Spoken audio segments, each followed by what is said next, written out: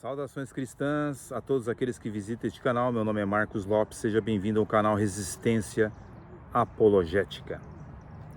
Bem, neste rápido vídeo iremos apresentar para vocês a biblioteca de Jacó Arminius, né? Como fonte, iremos ter um livro de uma editora que escreve vários livros contra o calvinismo.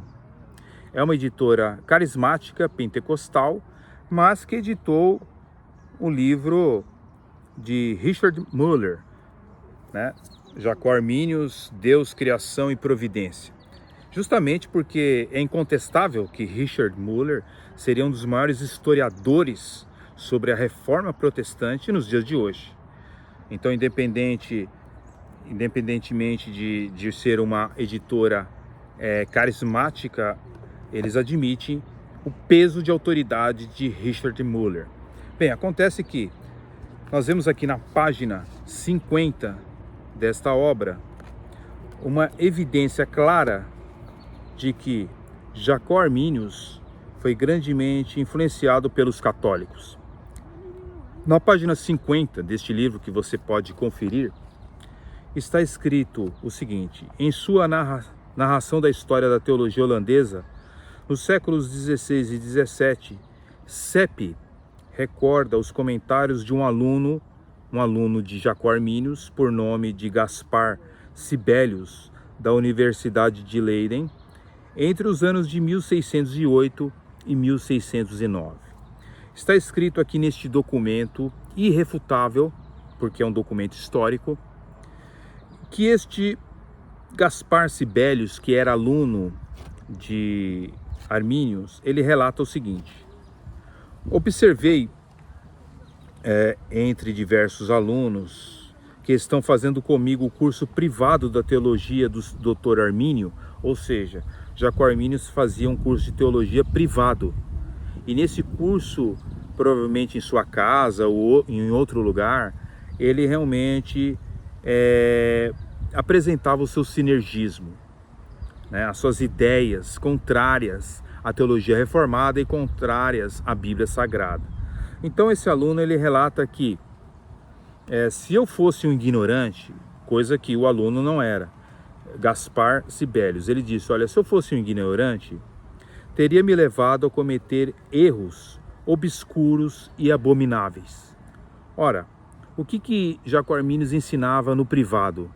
Ele ensinava as pessoas a pecarem, cometerem adultério, prostituição. O que é esses pecados, esses erros obscuros e abomináveis? Vamos ver então. Ele prossegue dizendo que se eu fosse ignorante, então seria levado por esses erros obscuros e abomináveis, pois nessas aulas fomos terminantemente proibidos de ler os estudos e tratados de Calvino. Olha que impressionante! Então, Jacó Arminius, ele proibia as pessoas a lerem Calvino, Bessa, Zanchi, Marti, Ursino, Perkins e outros teólogos instruídos e renomados da Igreja de Cristo. Olha só, então este aluno e os outros alunos de Jacó Arminius foram proibidos pelo próprio Jacó Arminius de ler esses reformadores. Por quê? Porque eles iam encher a sua cabeça de coisas que, segundo Armínio, não eram bíblicas. Mas o que Armínio recomendava? Olha, ele recomendava o seguinte: somos obrigados a examinar somente as escrituras sagradas e igualmente as obras de Socino. Acredite se quiser, ou seja, Jacó Arminius, ele ensinava as pessoas a lerem Socino, Castélio, Tomás de Aquino, Molina, Suarez e outros inimigos da graça que nos foram recomendados. Ou seja, Jacó Arminius era um traidor da fé reformada, ou seja, ele ensinava para que as pessoas pudessem ler católicos romanos, ou seja, as pessoas deveriam ler então Socino, Castélio, Tomás de Aquino, Molina, ou seja, inimigos da fé cristã, e eram católicos romanos. Então você vê aqui claramente como a máscara de Jacó Arminius caiu por terra, porque os documentos existem hoje e não tem como negar que de fato Jacó Arminius era um grande traidor da fé reformada. E ainda prossegue aqui na página 52, né, o grande historiador americano Richard Muller, ele diz o seguinte: Arminius certamente não era um cripto católico ou um simpatizante do movimento jesuíta. No entanto, como praticamente todo teólogo protestante de sua época, ele mergulhava profundamente em fontes escolásticas medievais. Até aí tudo bem, né?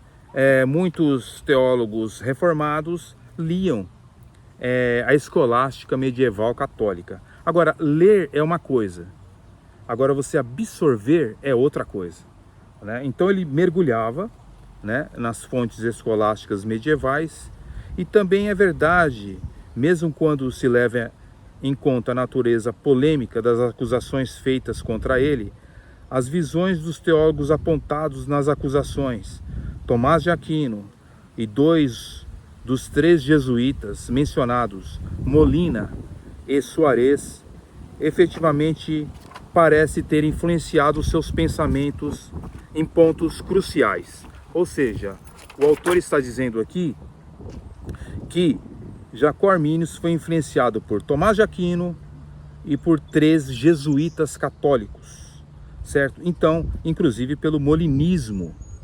E, similarmente, as visões de Castellio, que era uma pessoa contra a reforma protestante, uma pessoa que ensinava muitas coisas contrárias, né, à fé reformada, inclusive não acreditava no livro de Eclesiastes. Dizia que o livro de Eclesiastes não era inspirado por Deus. Era um teólogo liberal da sua época. Então, similarmente, as visões de Castellio são refletidas no ensino de Jacó Arminius sobre tolerância, como também as de Acontius.